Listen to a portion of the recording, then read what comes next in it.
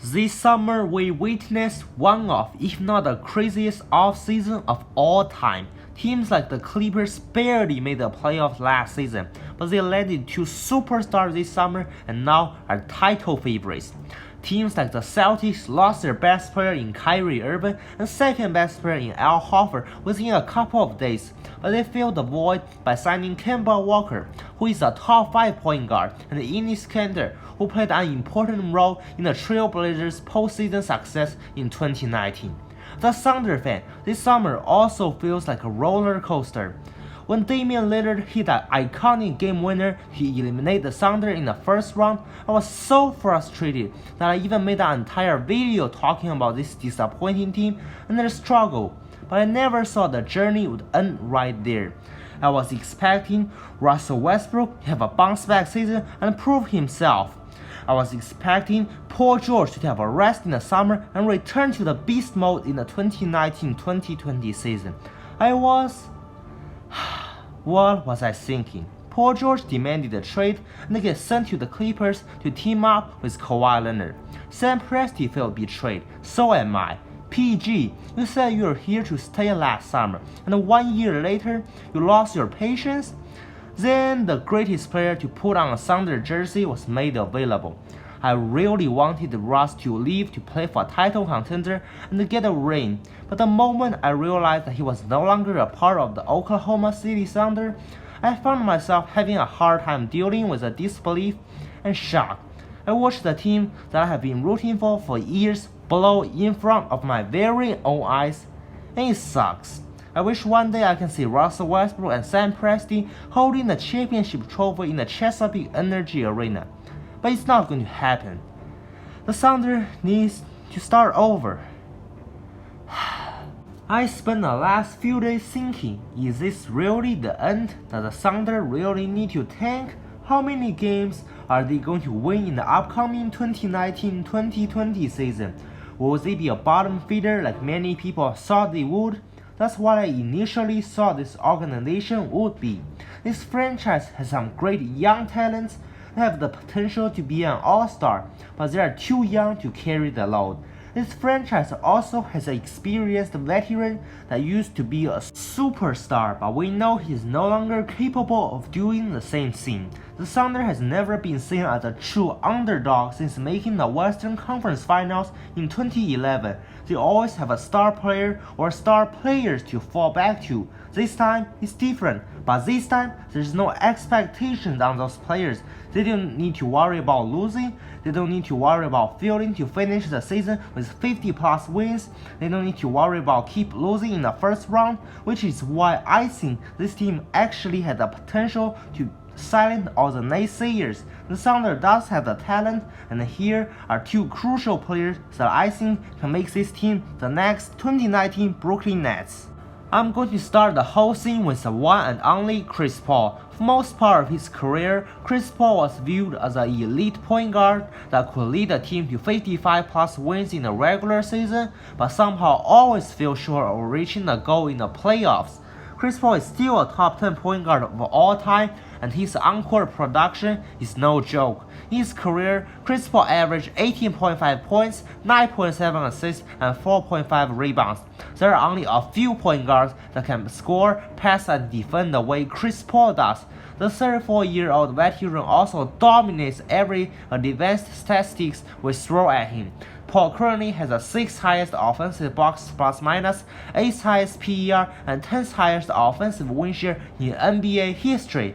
Chris Paul's notorious 4-year $160 million max contract is the worst contract in the league right now, and he has troubles staying healthy over the past few seasons, which is why Chris Paul is traded by the Rockets, who wants to get better and compete for a championship. But that doesn't mean Chris Paul is washed. He is still quite influential at the age of 34, and switching things can help Chris Paul revive his career.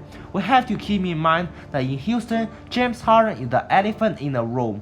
In the 2018-2019 season, James Harden led the league in usage rate and he is ranked 4th in touches per game. Harden carried the team on his back when Paul was injured, and last season he also led the league with 1,280 isolation possessions.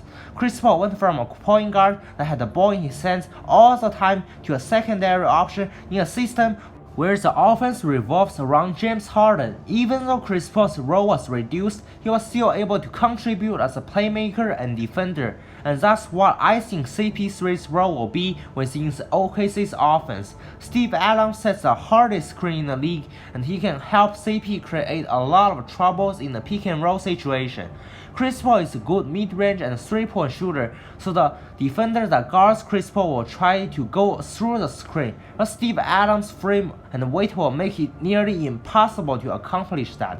Paul will have a lot of options after calling a pick and roll. He can go to his comfort spot and do what he's best at doing, shooting a mid-range jumper. He can shoot a three or just choose to go one-on-one with a big man.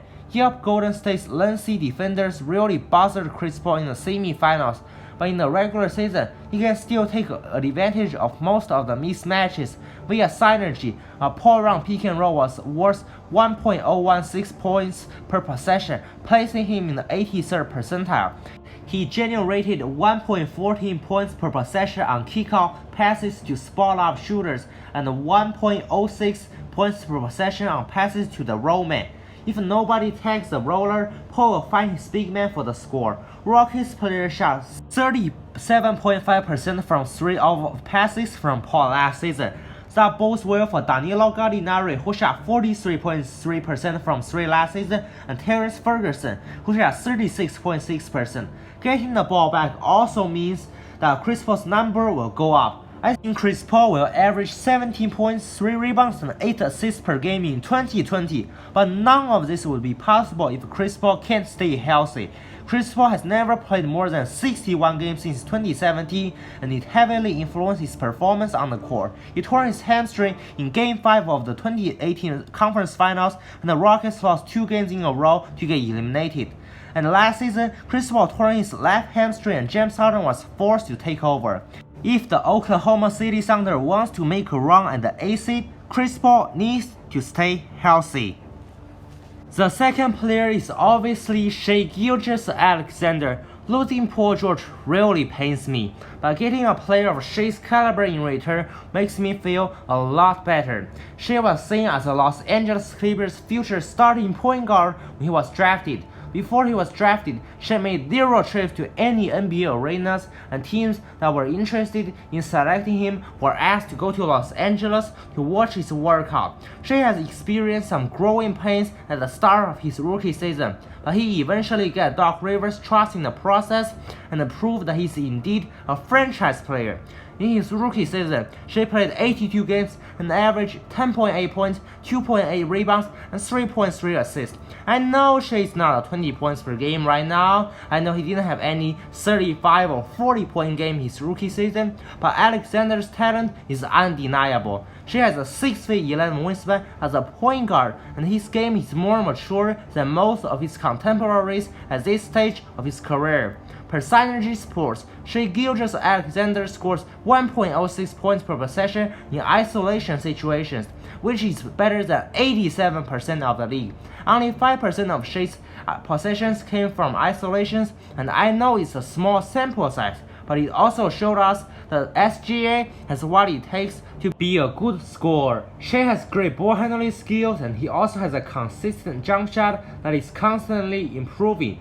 Developing SGA will be Oklahoma's priority, and Chris Paul, who is one of the best point guards of all time, can also be a mentor to Shai and show him how an elite point guard facilitate and control the team's offense. The Thunder's success next season will have a lot to do with Shai's improvement. If Shai can step up and take his game to another level, I believe the Thunder will be a dark horse contender in the West, and there is a strong possibility that the 2020 Oklahoma City Thunder will be the next 2019 Brooklyn Nets. But hey, who knows, maybe Chris Paul will surprise all of us, and revive his career and average 18 points, 3 rebounds, and 8 assists per game. Maybe he will disappoint us and get traded midway through the season. Maybe the Oklahoma City Thunder will surprise us and win 55 plus games and make the playoffs. Maybe they will just start tanking and win 20 plus games, who knows. So if you liked this video, hit the subscribe button and leave a comment down below. With that being said, I'm out. Peace.